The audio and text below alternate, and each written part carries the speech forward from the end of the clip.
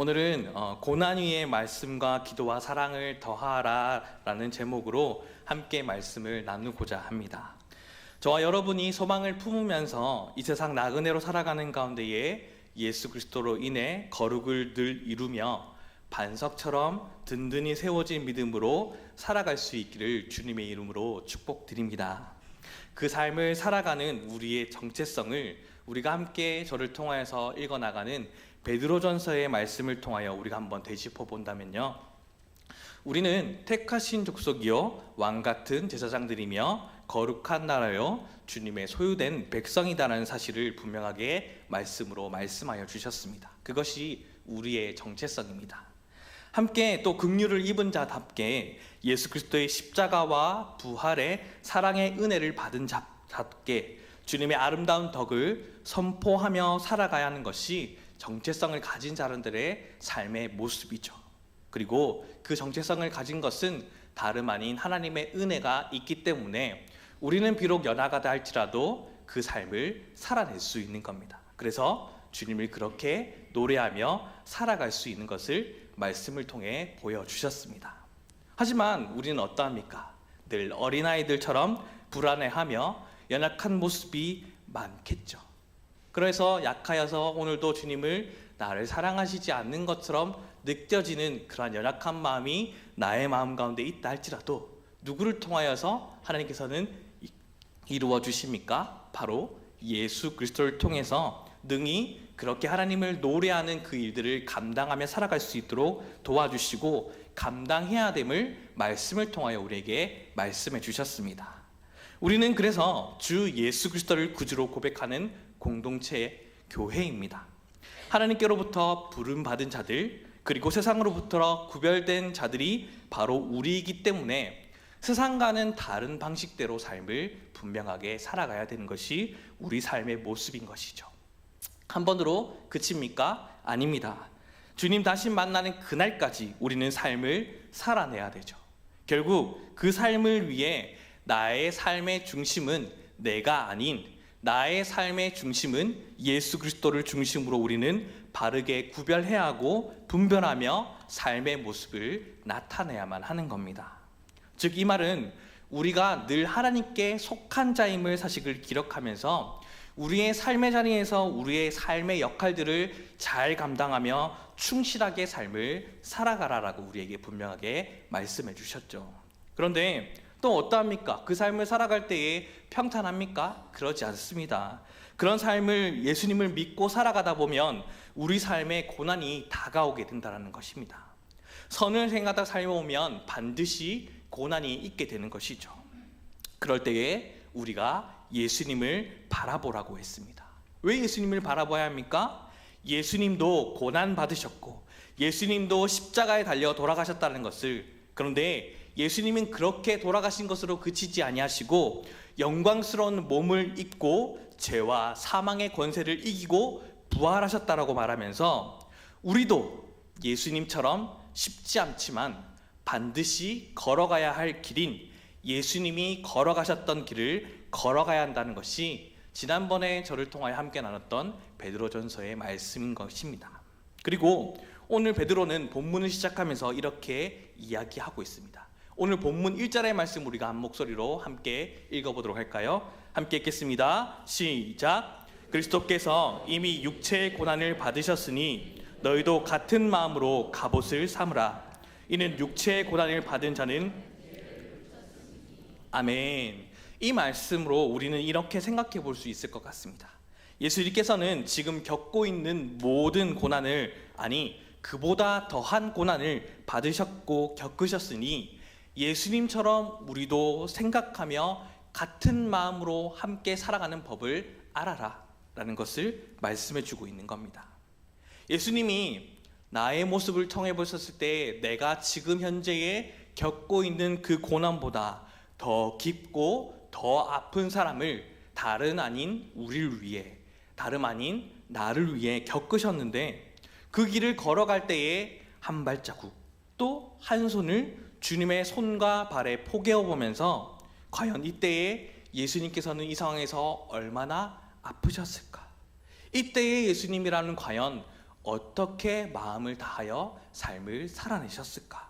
이 질문을 나그네로 살아가는 우리가 살아가는 동안 끊임없이 해야 된다. 그리고 같은 마음, 같은 뜻, 같은 생각으로 살아가야 된다는 것을 우리에게 말씀해 주고 있는 겁니다. 왜요? 밖으로부터 오는 외부의 공격을 막고 안으로부터 있는 나의 실제 연약함을 보호하기 위해서입니다. 지금 이 상황 속에서 예수님이 이곳에 계신다고 한다면 과연 어떻게 행동했었을까라는 것을 우리가 생각하고 이것을 질문하면서 내가 예수님을 쫓고 살아간다 한다면 그것이 반복되는 고난들 속에 자연스럽게 훈련, 연습을 하게 되고 자연스럽게 예수 그리스도의 그 옷을 입은 우리는 밖으로부터 오는 공격을 막고 나의 안에 있는 연약함들을 보호받으면서 능히 그 일을 감당하며 주님 다시 오실 그날까지 나그네의 삶을 살아갈 수 있게 된다는 거죠. 그러면서 2절에 계속해서 이렇게 말씀합니다. 그 후로는 다시 사람의 정욕을 따르지 않고 하나님의 뜻을 따라 육체의 남은 때를 살게 하려 함이라. 아멘. 하루하루 주어지는 시간들이 그저 주어지는 것이 아닙니다. 예수 그리스도의 은혜로 살아가는 우리인이 그 정체성을 가진 자들은 늘 자기 마음대로 살려고 했던 죄악된 정욕의 습관을 끊어버리고 하나님의 뜻을 따라 살아가는 기회로 삼으라는 것이죠. 고난이 우리 삶 속에 다가올 때에 이 고난으로 인해서 우리가 충돌이 일어나게 됩니다. 왜요? 앞서 얘기했듯이 정체성이 다른 인생을 살아가기 때문이죠. 그래서 우리는 반드시 선택해야 되는 순간이 오게 됩니다. 예수님을 믿기 전에 살아왔던 내가 쫓았던 그 방식을 쫓아서 삶을 살아가느냐, 아니 예수 그리스도 하나님의 은혜로 받았던 그 은혜 받은 자답게 나는 예수 그리스도의 정체성으로 내가 그 일을 선택하느냐, 그 선택에 우리에게 권면해 주고 있는 겁니다. 어떻게 해요? 하나님의 뜻에 따라 삶을 살아가라고요. 그렇게 예수님을 믿는 자들에게 고난은 유익이 됩니다. 우리의 옛삶을 끊을 수 있는 그런 새로운 계기를 맞이하게 되는 것이자 날마다 더 나은 모습으로 하나님 앞에 서는 훈련의 장이 되기 때문입니다. 그러면서 이 모습에 대해 이 말씀 가운데 독특하고 굉장히 중요한 표현인 갑옷을 입어라 라고 이야기하고 있는 것이죠.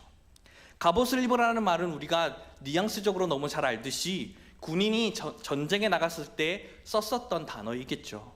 그런데 베드로는 그 당시 사람들에게, 이 편지를 받는 사람들에게, 또 말씀을 읽는 우리에게 이런 말을 하고 있는 겁니다. 이것은 그러면 무엇을 의미합니까? 우리가 진정 주를 위한 선을 행하며 삶을 살아갈 때에, 주의 길을 걸어가고자 했었을 때에 우리는 그저 삶을 살아가는 것이 아니라 영적인 전쟁에 놓여 있는 거니, 그러한 각오로, 이러한 마음가짐으로 그 고난을 대하여 삶을 살아가라라고 말하고 있는 겁니다.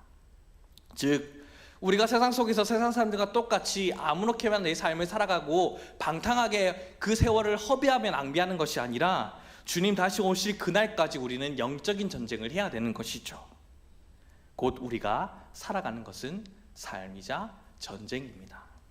군은 지키기 위해서 존재합니다. 군인이 자신의 나라와 그리고 자신의 가족을 지키기 위해 비장한 마음가짐으로 그 전쟁터에 나가야 되는 것. 너희가 하나님의 자녀로서 삶을 살아가느냐? 그러면 하나님의 그 정체성을 소유한 자로서 하나님의 나라를 지키기 위해서 오늘도 이 세상의 정체성을 가운데에 든든히 영적인 군대와 같이 서나가 정체성을 놓치지 않는 세상 가운데의 삶을 살아가야 된다라고 우리에게 말씀으로 말씀해 주고 있는 겁니다. 그렇기 때문에 우리는 이 세상 가운데에 적당히 타협해서는 안 됩니다. 그저 즐기고 살아가서는 안 됩니다. 지금은 영적인 정쟁의 중에 있습니다. 그러니 언제든지 적군과 같은 위험 요소인 것을 허용하듯 타협하듯이 우리 속에 들어올 수 없게 된다는 것이죠. 그 사실을 기억하라는 것이 오늘 우리에게 주시는 하나님의 첫 번째 말씀입니다. 이렇게 할 때에 함께 나와 그 욕망대로 삶을 살아갔던 우리 주변에 있는 사람들이 우리를 향해서 손가락질하고 조롱할지라도 일일이 대꾸할 필요가 없이 묵묵히 삶을 살아가랍니다. 뭐라 말해도 그 후에 그들은 책망을 받을 자들이기 때문이죠. 이후의 일들은 하나님 앞에 맡기고 삶을 살아가라고 말씀하십니다. 좀 더 쉽게 또 가볍게 이것에 대해서 비유를 하자면 아마 이렇게 비유를 할 수 있을까요? 학교에 해야 할 숙제가 있었습니다. 그래서 그 숙제를 열심히 하고 있는 것이죠. 그러니 옆에 친구가 묻겠죠. 뭐해? 숙제해. 너 숙제 있는 거 알아? 빨리 숙제해야 돼. 얼른 해야 돼. 얼마 안 남았어. 그때 숙제가 있었구나 하면서 나도 해야지 하면 살 것이요. 숙제? 무슨 숙제가 있어? 에이, 농담하지 마 라고 하면서 저 봐라, 없는 숙제 하면서 혼자 열심히 공부하네. 뭐 그리 열심히 공부해? 뭐 하려고? 공부하는 척이야, 척은. 마음 맞는 친구들과 축구하고 잡담하고 잠자고 있다가는 선생님이 들어오셔서 자, 숙제 검사해야지 하는 순간 손바닥과 엉덩이에 불이 붙고 눈물, 콧물 다 쏟는 가슴 아픈 상황이 벌어지게 되는 겁니다. 그러니 세상 속에 살아갈 때에 고난이 다가오고 조롱이 있고 비판과 비난이 있을 때에 우리는 그것에 대해 일일이 대꾸하면서 우리의 마음을 빼앗길 필요는 전혀 없습니다. 왜? 하나님께서 다 보고 계시고 하나님은 살아계시고 주님은 다시 오시기 때문입니다. 이것이 지난해 본문이었던 3장 12절의 말씀에 나오듯이 하나님께서 하실 것이니 우리는 우리의 길을 걸어가라라고 말씀하셨던 겁니다. 그러니 우리는 이것을 기억하며 바라보며 살아가십시다. 예수 그리스도의 마음으로 걸어가는 그 길이 고난의 길임을 각오하며 그 길의 끝에 우리의 주시는 영광의 모습들을 늘 바라보며 겸손히 한 걸음, 또 묵묵히 한 걸음 주의 길을 걸어가며 믿음의 훈련을 잘 받아 영적인 전쟁터에서 날마다 승리하며 살아가는 저와 여러분의 삶이 될 수 있기를 간절히 소망합니다. 두 번째는요, 오늘 본문 7절부터 11절까지의 말씀인데 조금 길지만 우리가 다시 한 번 더 한 목소리로 이 본문을 읽어보았으면 좋겠습니다. 함께 읽겠습니다. 시작. 만물의 마지막이 가까이 왔으니 그러므로 너희는 정신을 차리고 근신하여 기도하라. 무엇보다도 뜨겁게 서로 사랑할지니 사랑은 허다한 죄를 덮느니라.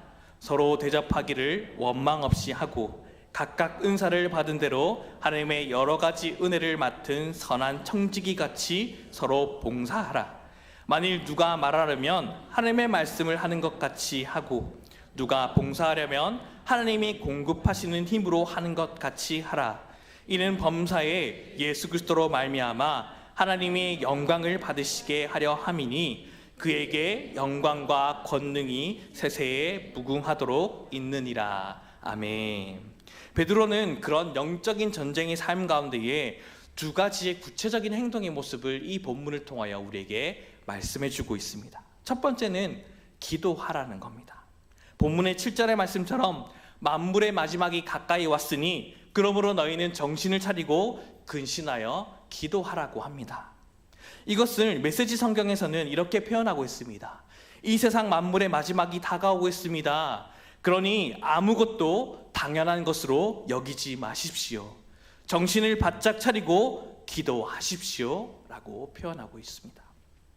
우리가 어떻게 살아가야 할지 우리의 감정대로 살아가는 것이 아니라 말씀을 근거로 그 길을 묻고 우리는 날마다 찾아가야 되는 사람입니다.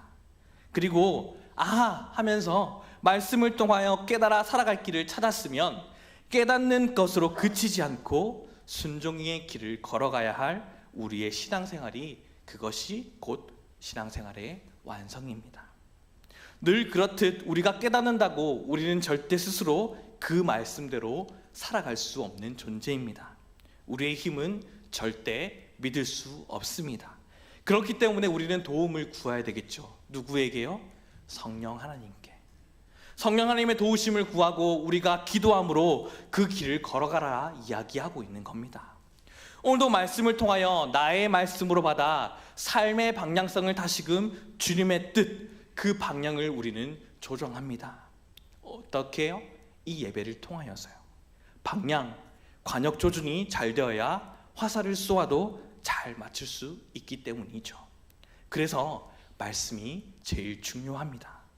일주일에 한 번, 또 많아야 공동체로 모이는 주중예배 3번, 4번 정도의 말씀을 나눌 때에, 특별히 예수 그리스도의 이름으로 전화교회에서 신앙생활을 할 때에 울산 전화동, 그리고 조금 더 넓히면 울산 지역을, 또 조금 더 넓히면 세상까지로 우리는 볼 수 있지만, 수많은 교회들 속에 섬기는 교회라고 우리가 함께 믿음으로 고백하며 결단하며 나와 이 시간 예배하는 이 전화교회에서 들려지는 말씀이 나에게, 또 우리 공동체에게 주시는 메시지를 듣기 위해 우리는 이 자리에 있는 겁니다.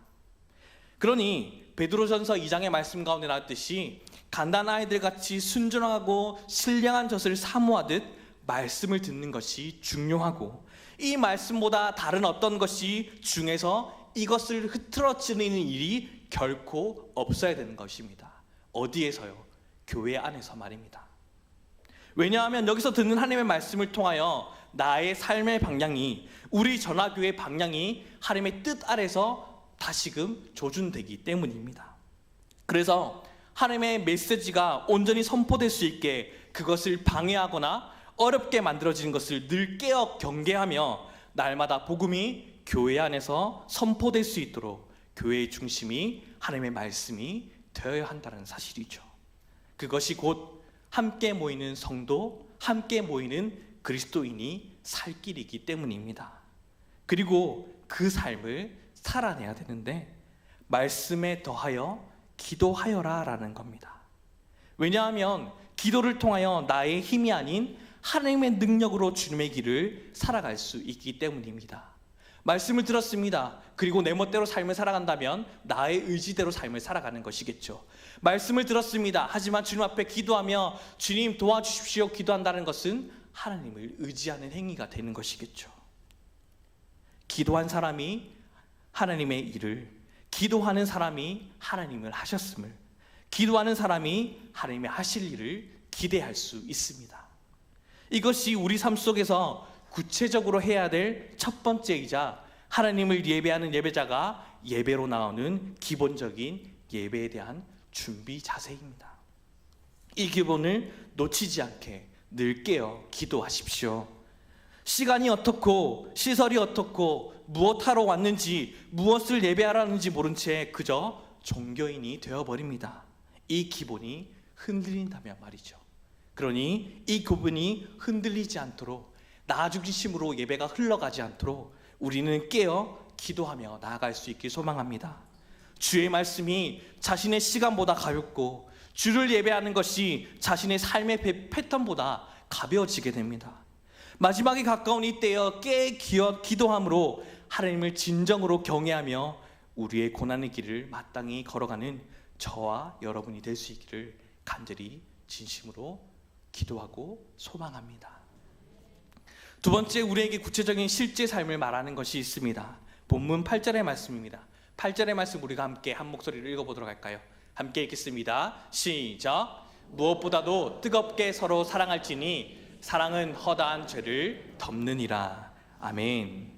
사랑이란 말로 구체적인 실제 삶을 말하는 것은 결국 사랑하는 것이 우리의 생활이자, 사랑하는 것이 우리 신앙의 완성이자, 사랑하는 것이 믿음의 완성이 되기 때문이겠죠. 하나님이 주신 10가지의 계명도 하나님을 사랑하는 것과 이웃을 사랑하는 말씀이었고, 예수님께서 첫 계명으로 말씀하시는 것도 하나님을 사랑하고 이웃을 사랑하는 것이라고 말씀하시는 것처럼, 고난 가운데에 사랑을 더하여 사랑하는 삶을 살아낼 때에 결국 하나님의 영광이 됨을 말씀을 통하여 우리에게 말씀해 주고 있는 겁니다. 사랑의 구체적인 실천은 오늘 본문 9절로부터 11절까지의 내용으로 이야기하는 것처럼, 내 안에 살아계신 예수 그리스도가 내가 살고 그 은혜로 받은 그 사랑을 동일하게 흘려보내며 죽게 하듯 내가 주님이 말하듯 함께 살아가는 모든 삶을 통하여 살아갈 때에, 고난 가운데 그 걸음을 살아낼 때에 내가 살아가는 것이 아니라 예수 그리스도가 사는 것이기에 결국 범사의 예수 이름으로 말미암아 하나님께서 그 모든 삶을 영광 받게 되는 놀라운 삶이 될 것이라는 것을 우리에게 말씀해 주고 있는 겁니다. 그러니 예수님의 사랑 때문에 사는 저와 여러분이 주님의 사랑의 모습으로 이웃을 사랑하는 것이 믿음의 완성이라는 이 말씀을 삶에서 실천하는 은혜가 있기를 간절히 소망합니다. 이것이 우리의 삶 가운데 하나님의 영광 받으시는 복된 삶이 될 줄로 믿습니다. 오늘의 말씀을 정리하려고 합니다. 먼저는 우리의 영적인 전쟁 자리에 예수님의 마음으로 예수님처럼 생각하면서 삶의 자리에서 살아가야만 합니다. 그때에 영적인 전쟁의 승리의 삶으로 이끄는 구체적인 삶의 모습이 두 가지가 있다라고 했습니다. 그 첫 번째가 삶의 방향을 정하는 말씀을 가지고 그 방향대로 살아가게 하는 힘인 기도하며 깨어 삶을 살아가는 것이죠. 그것이 하나님을 경외하는 것, 하나님을 사랑하는 것, 예배하는 예배자의 기본 자세입니다.